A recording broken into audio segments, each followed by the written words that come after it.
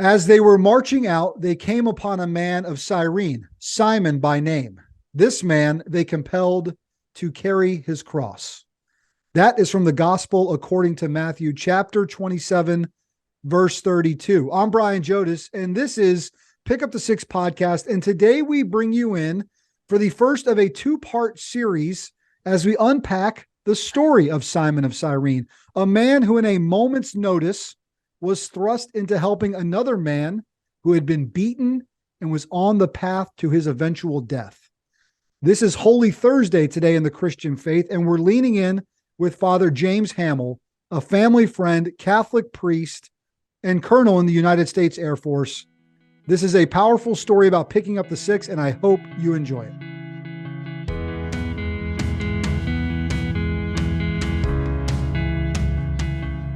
Father Hamel, this is a blessing, and it is with gratitude I welcome you to Pick Up the Six podcast. How are you? Good to see you, Brian. Good. I'm so excited to do this and what we're starting as a two-part series here on these days with real intentionality.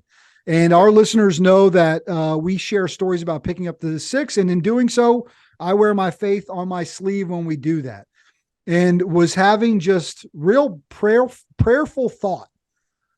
And I've wanted to do this one for a while, and God made it happen. The stars aligned, God interceded, and we're doing it in the way in which we're going to do a two-part series. We're going to talk to you today about the biblical text, the meaning behind that story of Simon, and then tomorrow we're going to introduce you guys to Rob Renzi and Dom Rosso, who Rob, a dear friend, his brother Ronnie, one of my best friends.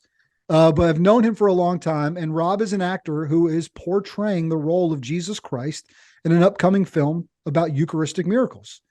And he called on his friend Dom in a moment's notice. The irony of it is incredible. They were in need. They were getting ready to film this scene, right? They're filming all this live action about Jesus's last moments. And they have a Simon, and he has to bail, and they have to call on this guy, Dom Rosso, to come help out. So we're going to share that entire story with you tomorrow. You and I will talk more about it. But I thought, what better way to kick it off than with a family friend, a priest who has known my father for years. We've sat together at the table, and to have you come on. He's a Jersey guy too, in Father James Hamel. So I'm just thrilled. I'm thrilled to do it. I talked way too much. I'm sorry, but I'm so excited to do this today. Good. Well, Let's get into it. Before we talk about this incredibly pivotal story, and look, it's a moment in a much larger story, but for what we do here, men and women who have gone above and beyond to pick up the six through service, purpose, and impact. Well, this guy that we don't know much about sort of checks all those boxes. But you heard me say in the intro, family friend, Catholic priest, colonel in the United States Air Force. So a Catholic priest chaplain. So how's that happen, James Hamel from New Jersey? Well, thanks, Brian. Sure. I've been a parish priest in Bergen County, New Jersey, where your dad and mom are from, and was a parish priest for 8 years in North Jersey. And just something inside of me was looking for something a little bit different, a little bit more, perhaps. I'm not a military brat like you, but I did grow. I'm a corporate brat, and my father moved us around the world. I was born in New Jersey. Then we moved to Miami, Florida. And from there, for 2 years in Miami, we moved to Tokyo, Japan. And then after 2 years in Japan, almost 8 years in Hong Kong. Wow. And then back to New Jersey. So I knew there was a bigger world out there. And something about that experience, I think, in my growing up years, attracted me to the life of a military chaplain. So in 2000, in 1999, I got the permission of my archbishop to come into the Air Force, and then in 2000, I did just that. So quite a culture shock from being a civilian priest, to being a military man, a military chaplain. And I joined, of course, before 9/11 happened. So I was joining what I thought was a peacetime Air Force. And all that changed about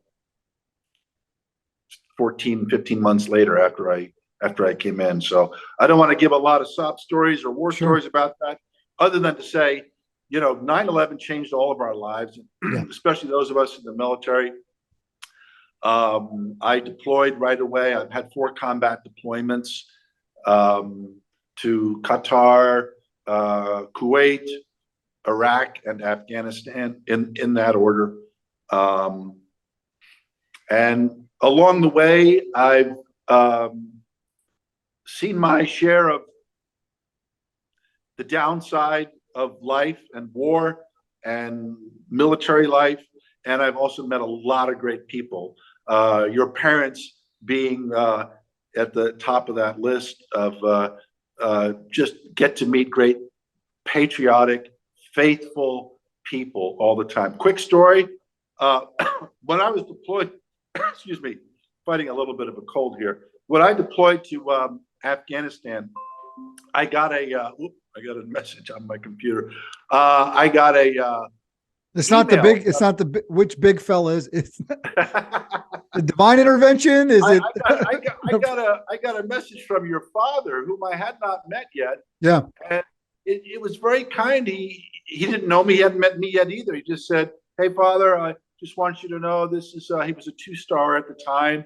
"This is General Jodice. When you get back from Afghanistan, I want you to know Judy and I will be your parishioners, and we'd like to lector and be help with the Eucharist, and we're praying for you." And I just thought, wow. I'd never had a leader like that reach deep back into Afghanistan. He had to find out what my name was, what my email was, and just let me know that he was praying for me, and he couldn't wait to meet me in person. So that's the kind of stuff that keeps me going in the military, because thankfully, although your dad is unique, he's not alone in the kind of selfless service and people who are proud to serve their country, proud of their faith, and wear both of them on their sleeves, if you will. Yeah.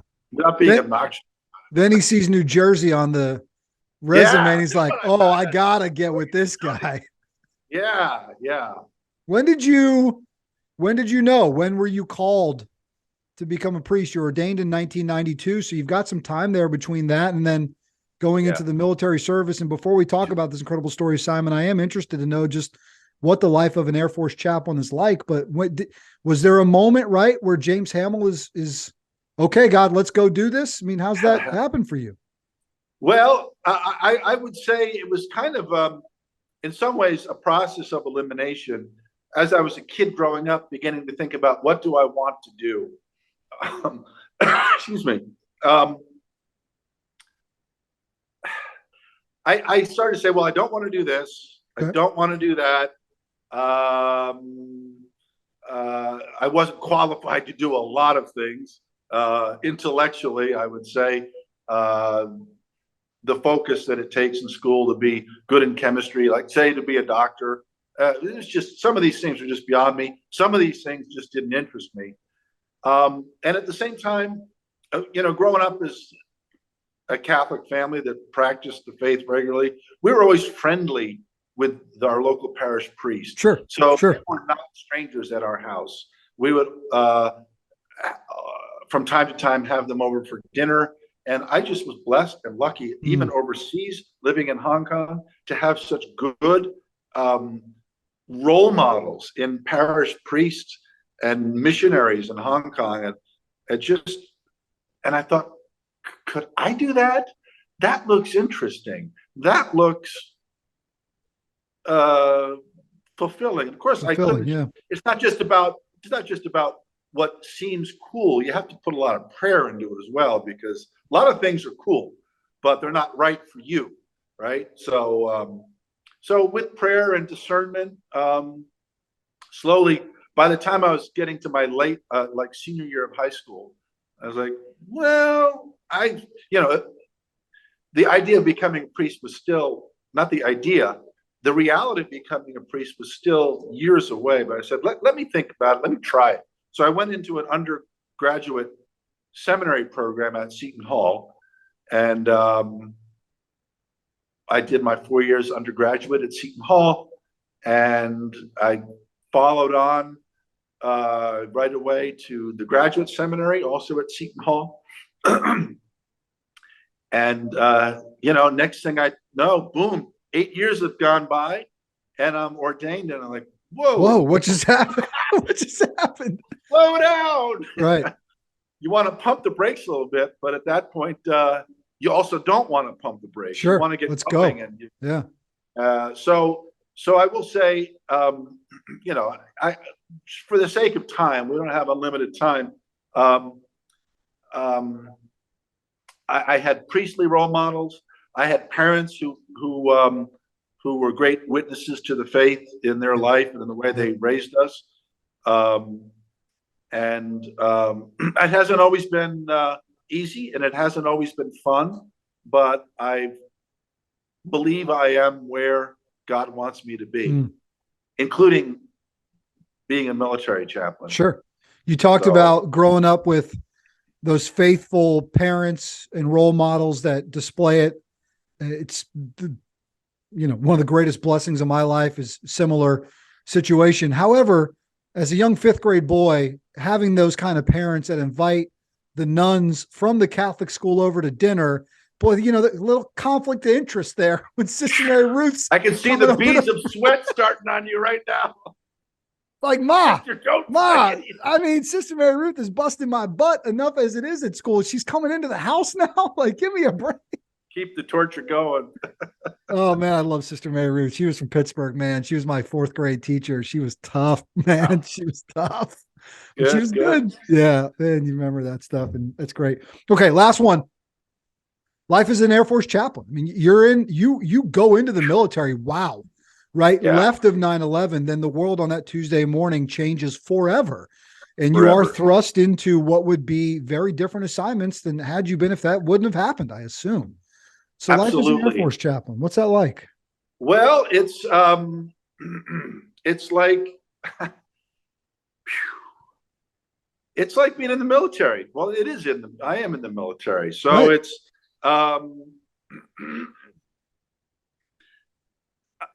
there's officer training. We had to do that. There's a lot of yelling. But you go through seminary, then you go through officer training school. Like, you just love going through programs, huh?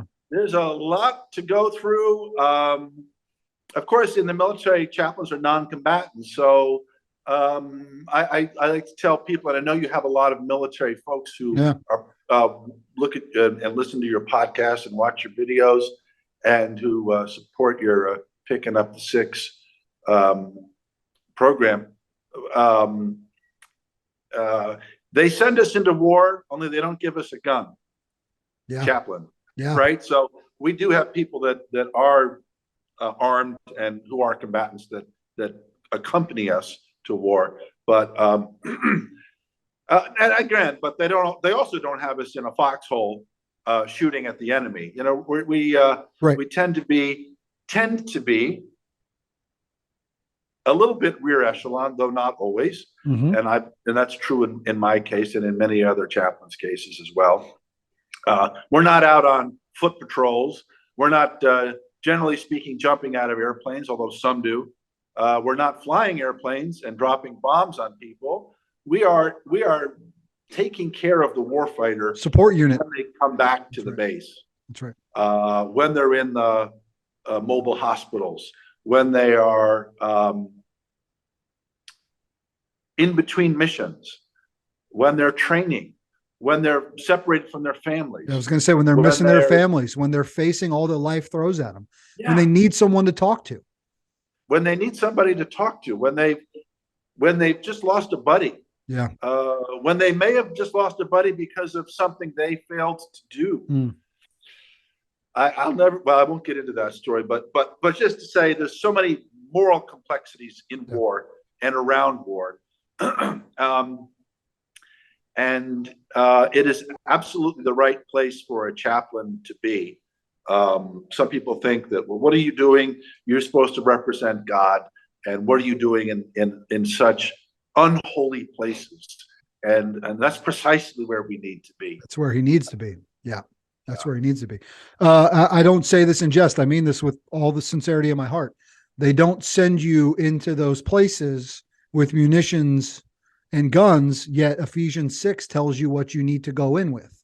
You put on the full armor of God, right? As Catholic guys, you probably throw a rosary in your pocket too. And if you've got that weapon and the Holy Mother with you, we're good to go. Believe me, I've been downrange. Plenty of non-Catholics throw some rosaries in their pockets too. Because no atheists in a foxhole. Helps. There's no atheists in a foxhole, Padre.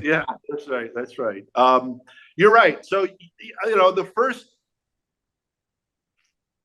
few times you live through a rocket attack, the first few times I survived the helicopter I was riding in getting shot at. I developed some sort of you just suppress those fears.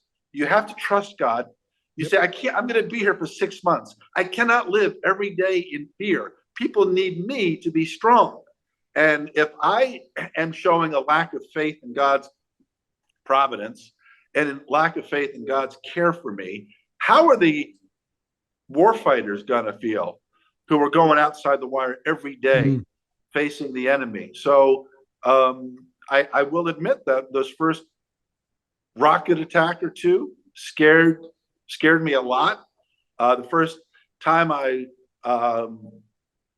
climbed into a Black Hawk and we had to do some diversionary tactics and avoid some ground fire. They were scary, but by the end, what was that movie? I can't remember. Was it The Joker? The Joker, that famous scene, the actor who played the Joker, the Australian guy who died. Heath Ledger. Heath Ledger in the Batman movie. Heath Ledger, that famous scene where he's walking away and this giant explosion. Yeah, he's dressed as a nurse. Sure. At the end of the day, bombs are going off around you, and you're just like, well, if it's my time, it's my time, but I'm not going to panic about it. So. What a tragic story. Incredible actor. Immersed himself in that. He was. But I will say, when you get home, that's when you start to realize the real danger you were in. Yeah. So if you have folks who have been in a lot more danger than I have, who've ever experienced combat stress reaction or post-traumatic stress reaction, it's a real thing. Yeah. And I can tell you, I don't have PTSD, but I sure did have a reaction when I came back from combat. And a lot of the stuff that one suppresses in the war zone kind of bubbles up when you get home. Yeah. That's why we've been so fortunate to share stories from folks like Reboot Recovery, Warriors Heart, all the different groups. We've done a lot of conversations, right? Even my friend Chris O'Toole, who was a mass grave. His job in the Army was to go find those mass graves, right? Recover those things. I mean, that guy carried a lot home with him. Incredible, but mission driven, picking up the 6 the entire way. All right, so let's talk about this story, right? So let's get into our story here today as we sit on Holy Thursday, and then we're going to introduce you to Rob and Dom tomorrow. For full disclosure, I've already recorded the conversation with Rob and Dom, and Father, I can't wait for you to hear it and for this audience to hear it tomorrow. The bond that these two men now share, having brought that scene to life, they'll be bonded for life. And I'll tell you a little bit more about the genesis of their coming together for that. But basically, we've got 4 gospels, right? In the Bible, there's 4 gospels, right? 4 disciples that write these books about all the stuff that happens in Jesus's life and his missionality, right? But in only 3 of them is this character of Simon mentioned, right? Mark, Matthew, and Luke. John doesn't make any mention of it. And we read that very quick sentence, right? And in all 3 of them, it's basically a sentence. This man was, and I like the word compelled to carry the cross. In one of those 3, it mentions 2 names. He's the father of Alexander and Rufus. And as far as biblical texts, as far as I know, now we brought a professional in, that's about all we know. Right? So what do we know about this guy? Tell us from what you know, the story of this Simon of Cyrene. I think I've been doing some reading because, as you say, as Simon of Cyrene is only mentioned in one sentence in the Bible, in the Gospels anyway. what we call the synoptic gospels. Those are the three that you mentioned, Matthew, Mark, and Luke. And synoptic meaning they have a similar look. They have a similar perspective. And John is a slightly different way of telling the story of Jesus. As well, John kind of should be, given his relationship and just, right? Yes. I mean, that makes sense, right? The more you unpack about John and know about him, he's the one who stands at the foot of he's the only one left of the group that's there at the foot of the cross, right? After everything goes down. He's the one who's with Mary, right? Basically becomes Mary's son after Jesus. And is the last gospel written, and so had more time to think about what did this person Jesus mean to us? Who was he? Like I was saying before, you can think about what's happening to you in a war zone at the time, but your thoughts aren't very clear because so much is going on. When you get home, you have time to think about it more, and layers of meaning come on. And so John's gospel is also very laden with symbolic meaning. So Simon, he was compelled by the Romans to help Jesus carry his cross.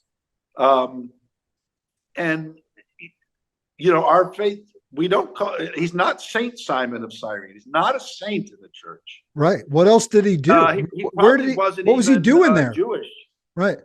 Cyrene is in modern day Eastern Libya. So if he was in Jerusalem, that's I looked it up this morning. I didn't happen to know this, but it's 750 miles basically from Cyrene to Jerusalem. Yeah. So he was a wanderer. He was a traveler.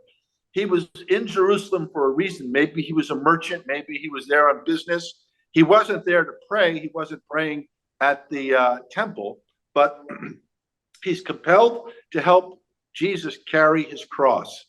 And he wasn't a believer, and yet he did it anyway. And I think there's so many lessons in life about doing something anyway, even if you don't feel like it.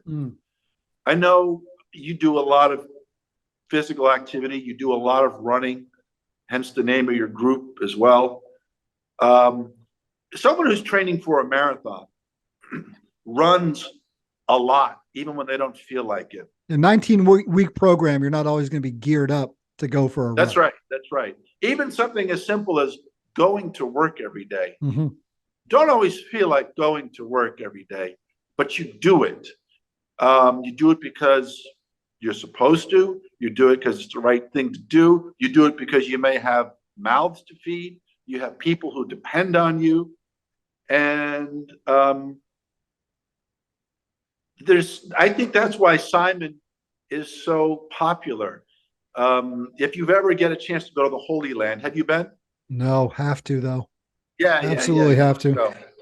You can walk the Stations of the Cross in Jerusalem, or the Via Dolorosa, the Way of Sorrows, and it's like the Stations of the Cross in church. There's 14 stations, and you end up at the tomb of the Holy Sepulchre where Jesus was buried.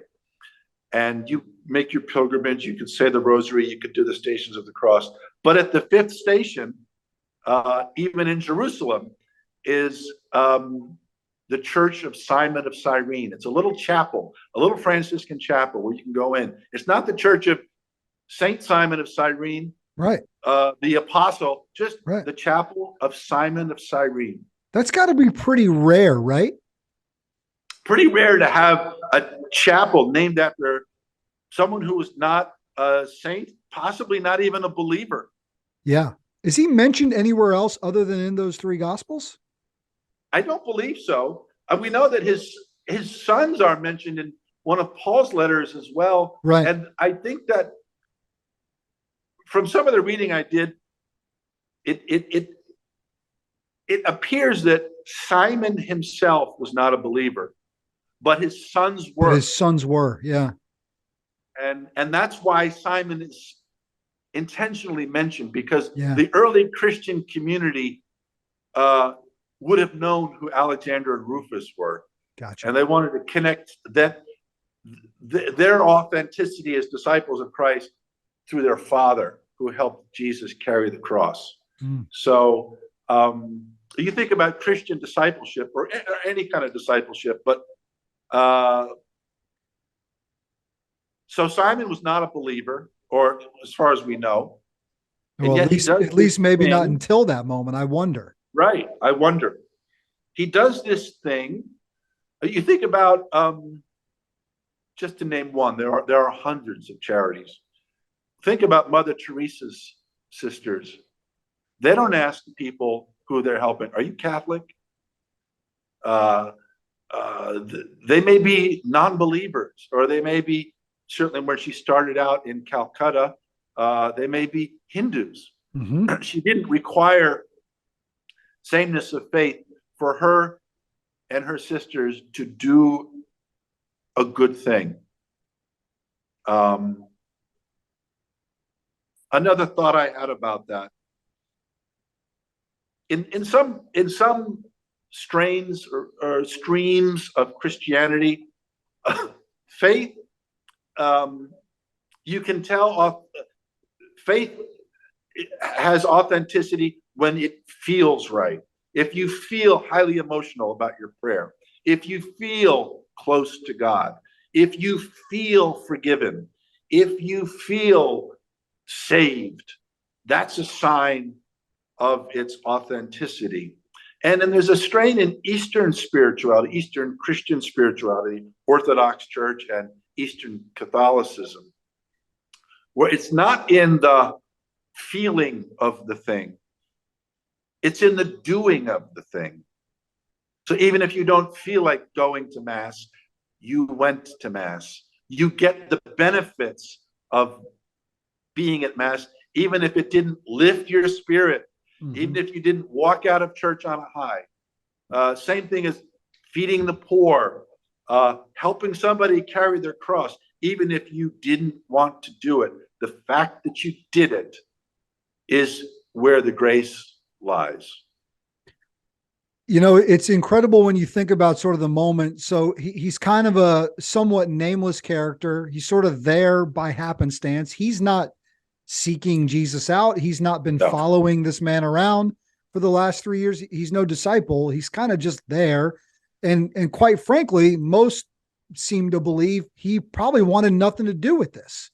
It's not like he was like, I'll do it. Right? Like, let me help this man. He didn't volunteer. No, compelled. They compelled him, which means they had to convince him to do it.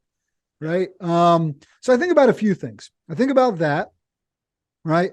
And then I just think about the incredible meaning of it and how obviously the creator orchestrates all of this to happen for a reason. Let me take my son in this terrible moment and let me teach an amazing story in that even when you're not expected, even when you might not be the character who we would expect to have to help someone in need, you, listener, are Simon. What moment is waiting for you?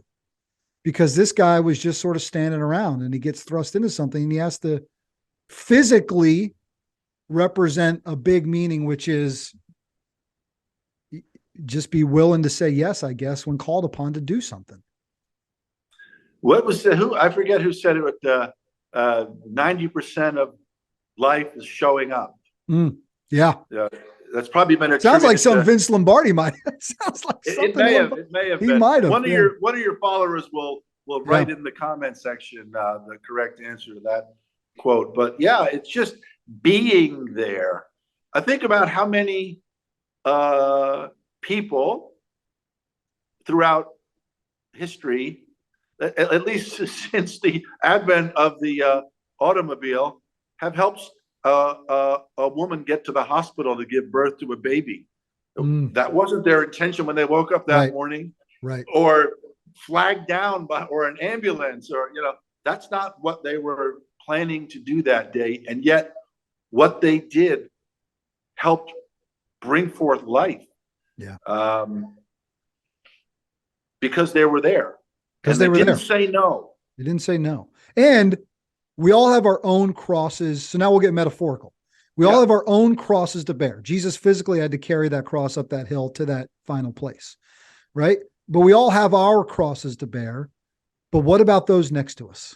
How can we help our brother or sister carry that, what they have? And this guy didn't even know him, yet he had to. There's just, this doesn't happen on accident. This doesn't happen in the sequence of events that it happens on accident. There's incredible meaning in why God had that happen in that moment, I think. As Jesus said, even before his crucifixion, unless you pick up your cross daily and follow me, you cannot be my disciple. And then has someone in that moment pick it up and go with him. Do the very thing that he challenged us to do, who are his disciples. Right. So I think one of the commentators I read also said in Simon picking up the cross for Christ and helping him carry it, it shows, it's a symbolic gesture to show the early believers that Jesus was not just for his own. He was for the Gentiles as well. Even the non-believers are now part of the Christian story, the story of Christ. Yeah. So I want to come back to that.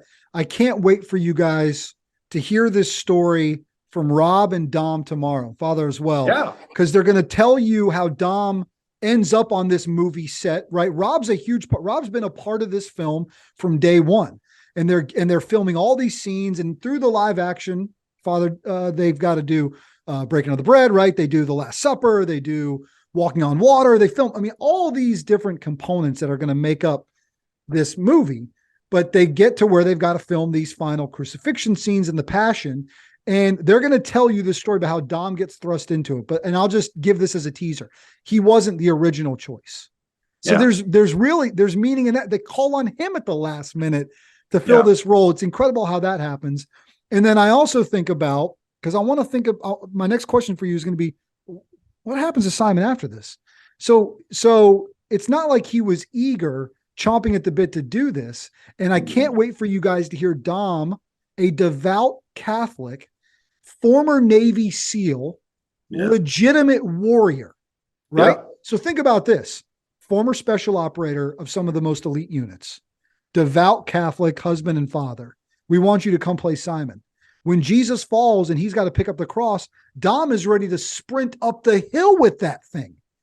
Yet he has to act as if he's not. Yeah. And he's got no acting experience. And he nails it. So I can't wait for you guys to hear him talk about that journey. Because think about that, right?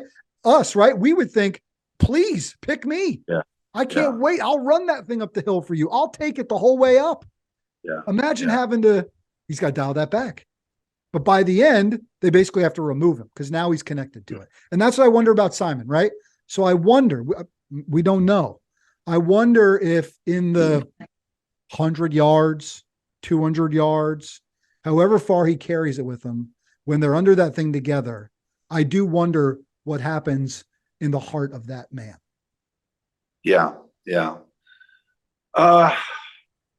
Or maybe I'm making too big a deal of it. No. I mean, like chance encounters in life, I wonder where that person is now. I wonder whatever became of.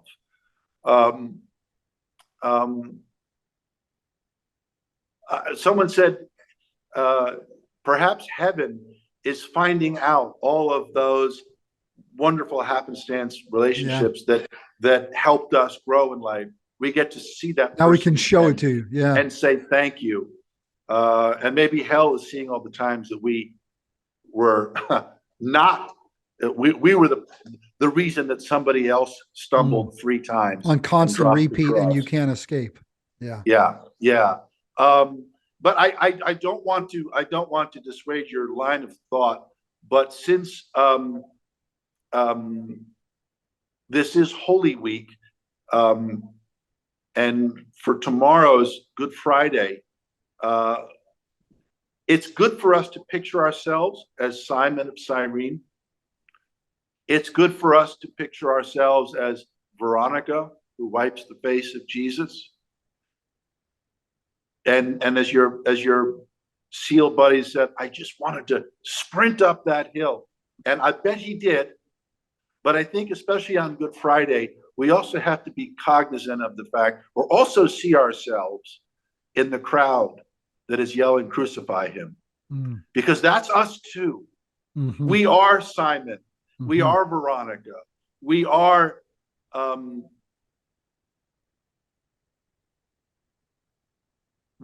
crowd yelling, crucify him, free Barabbas at times.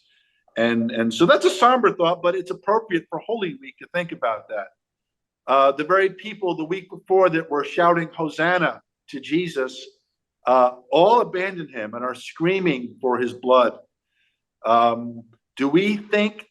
Do I think honestly that I couldn't have been in that crowd if I was alive at that time and was a religious leader of that day, like I am a religious leader of this day? I wouldn't want to. I'm glad I was born today. Let's put it that way. That is, I had not thought about that. I'm a gung-ho guy, right? So I'm thinking about, let me be Simon and let me help him and go. But somebody was Pontius Pilate. Somebody, right? All those, you're right. And that crowd. And I think maybe it's why when we read the Passion aloud, we, the crowd in the church, have to echo that line. Just thought about that. It is. It's intentional. That old spiritual, were you there when they crucified my Lord? Yes, we were. Yes, we were. Our spiritual ancestors were there. If we could be transported back in time, we were there. Maybe we would be John at the foot of the cross. I'd like to think I would be. Maybe we were like the other disciples who had all scattered. Maybe we were like the angry crowd. Maybe we were, at times, we're like the repentant thief on the cross next to him. Lord, let me, who rebuked the other thief for challenging Jesus to get him and us off the cross. Jesus promised the good thief that this day you will be with me in paradise. So we have to see ourselves in each of the characters in this week of Holy Week. And I remind priests, because we always end up during the Passion reading the lines of Christ. This is not typecasting. It's appropriate that we read it as we stand in persona Christi at the altar, but don't think that you always get to read the part of Jesus because you're most like him. Right. Sometimes you are. Sometimes you're not. Anyway, that's just a thought. But yes, sometimes we are Simon of Cyrene, who are unwilling conscripts, but who do a great and important thing anyway. And sometimes we are the other disciples who weren't even there to help Jesus carry his cross. Yeah. And sometimes we're at the foot of the cross weeping. And that's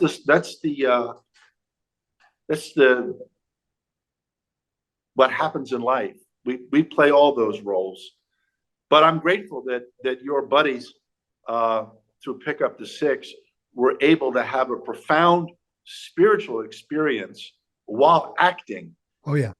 Just as I said, like we transport ourselves back to that time. This acting experience transported them spiritually back to that time and enlivened in them something. That, you'll hear them, and I can't wait to hear about it. You'll hear them tomorrow talk about, and because it was about a year ago that they filmed it from when we had our conversation for tomorrow, right? So they've got some time removed, and yet they still talk with the passion and love for that moment because it has changed their lives. And these are two very faithful religious men who kind of leveled up, to be honest with you. It sounds like they sort of leveled up, and they got to do it together, which is amazing. And yeah, I mean, I think that because they're not just characters, right? It's one thing if you take on a fictional character and you say sort of, that you hear actors say that character will be with me. Yeah. Boy, in this case, for these two guys, you'll hear their story tomorrow. You'll hear in their voice the way in which they, with gratitude, got to depict that. And I think they both really understand the weight of it. And I think they're both grateful for it. So you hear them talk about that, which is really neat. And I can't wait. Let me ask you a question, Brian, Sure. if I may. It's have you found yourself as you've gotten older, has your faith become to mean more to you than, let's say, it did? I know you said you were raised by wonderful, believing parents, and I know that you were, but we each have our own journey. Yep. You find yourself at a point in your life where you're closer to God than you were maybe 20 years ago? We talk about it on tomorrow's show. We actually bring it up because I talked to those. It's funny that you asked. And I think I even specifically cited for the two of them over the last 4 or 5 years. And I even texted my dad about this. I texted him and I basically just said, thank you. I've met a lot of people who have gone away from their faith and come back. I've met a lot of people who have been rebaptized later in life. And I'm so joyful for those people in their journey. But my message to them was kind of like, thank you. I never felt like I left. However, the depth in which my ability to understand and articulate and be actively engaged in that faith, I mean, it's so much deeper now. And I credit that to a few things. Obviously, the intercession of the Holy Spirit, number one. Being around other people, specifically in the space I'm in through F3, and this is not an F3 podcast, but we talk about it a lot, around other men of faith who are accelerating, Catholics, Protestants, even my Jewish friends, right? Even have an iftar dinner with my Islamic friend. Being around more of that, but specifically in the Christian faith, being around more men who articulate it and just taking that in. So yes, and it's a long way of saying yes. And then if you want to get faster, run with faster people. If you want to get stronger, work out with heavier weight. If you want to get deeper in your faith, be around other people who are deepening that. So yes. And by doing things like this, it only helps. And my hope is that, and I want to say this to our audience, and I rarely just talk to them. Guys, I am so grateful for you taking the time these 2 days, those of you that are listening to these 2 episodes and leaning in on this with us, because it means so much to me. I know it means a ton to Father Hamel. It means a ton to Rob and Dom for you guys to be a part of it. And our hope is that if you just take something from these 2 days, whether you're super religious or not, there's an incredible story in this book of this no-name person who is thrust into an amazing moment, and with intentionality. So that's a long way of saying yes. Yeah, for sure. Yeah. And you know what else has helped too?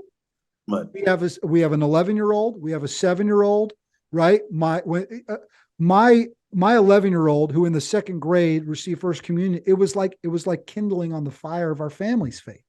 So now we're walking through as Catholics. I was going to ask you if becoming a parent changed your faith life. Oh, well, of course, right? Like, I mean, the day you get married, I think changes your faith. If you do it the way in which we did, and I've been leaning on this because I watched a video this week and something hit me. When you get married, we got married in a Catholic church, and whether you're married in a church, wherever it is, when you say I do, you actually say I die. So that's a pretty big step, right? I die to you, other person. Now we're joined side by side. Eve comes from Adam's side, not from his head to lord over him, not from his feet to be below him, from his side to be at his side, right? She is his equal and fulfills his life. So that's a big moment, right? Then you create life with God, creates life with these 2 people together. Amazing, right? Amazing to be able to do that.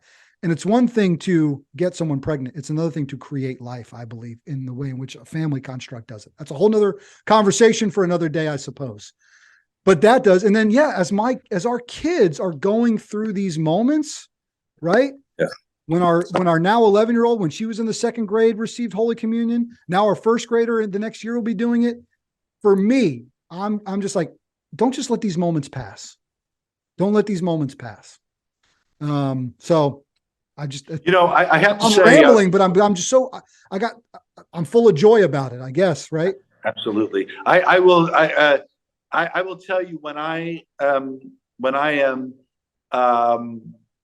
doing First Holy Communion at a church-based chapel or at a church, I try to play what I'm doing, and if you're half astute, you figure it out.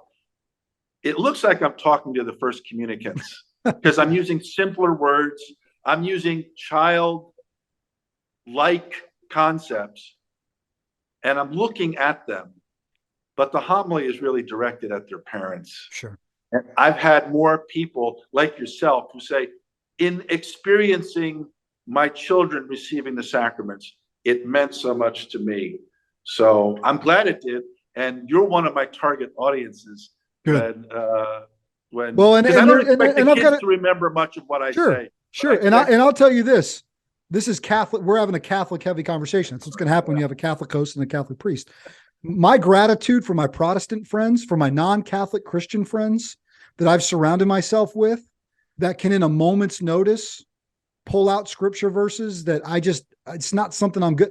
I'm so grateful for that because that only adds in, right, to my faith bucket. So that, right, being able to walk alongside them has been absolutely amazing. And so I'm just thankful for all that. And like, whether, if you're listening and you've got, young kids like I do, I'm almost 42 years old, use it as an opportunity, right? Like our legacy is what we leave behind with them. Yeah. So, yeah. Awesome. Well, I, as a military chaplain, I have been blessed.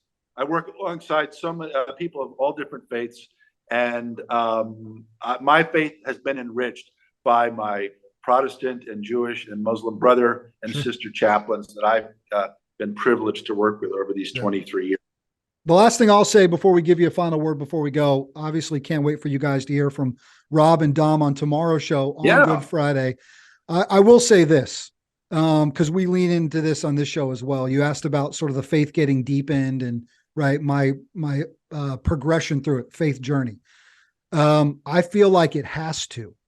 I feel like I have to. I feel like men around me have to lean in and be more diligent and faithful, because I think the challenges that meet us in today's world have to be combated by strong, faithful, masculine men.